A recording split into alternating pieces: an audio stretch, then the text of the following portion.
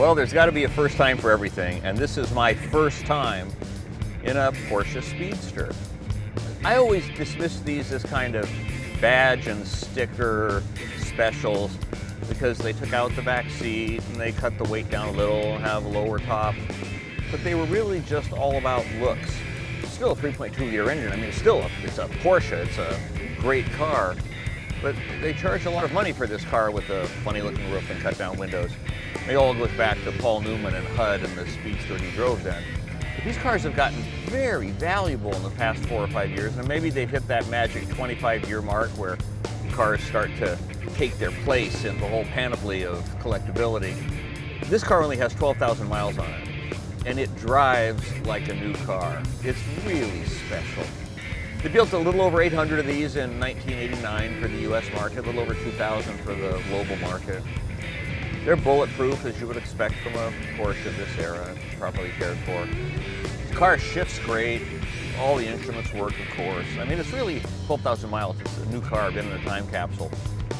The big challenge with the 12,000 mile car is every mile you put on the car depreciates it, because you're going to pay a premium for a car like this because it has so few miles on it.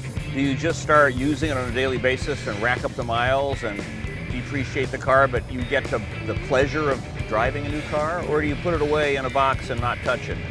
You spend all the money and now you have no fun. I think that there's kind of a midpoint. Realistically, you're not going to take a 25-year-old car and drive it every day.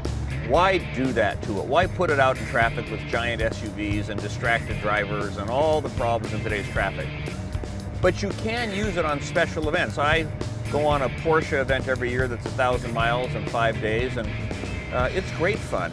My recommendation, somebody buys this car with 12,000 miles on it, that they take it out and put, say, 1,000 miles a year on the car. Really great miles, have a wonderful time. So after 8 years, now you've got 20,000 miles on the car. That's still crazy low, especially since the car is now 8 years older. So use it, but use it sparingly and use it for the good times. That way you're getting the value back out of what you paid for a low mileage car, a kind of as new car that's 25 years old. Well, I've kind of thought that Speedsters like this were poser cars. They just have a lot of body pieces that are unusual to this car, but they're not really extra high performance cars, not really race cars. But I kind of liked driving it, to tell you the truth. I kind of like being a poser with the cut down windows, and I know it's got a low top.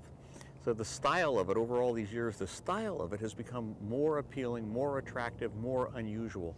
It's what's taken this car from being kind of an oddball car when it was built into being a very expensive collectible. The market votes with its wallet, and it's voted yes on the Porsche Speedster.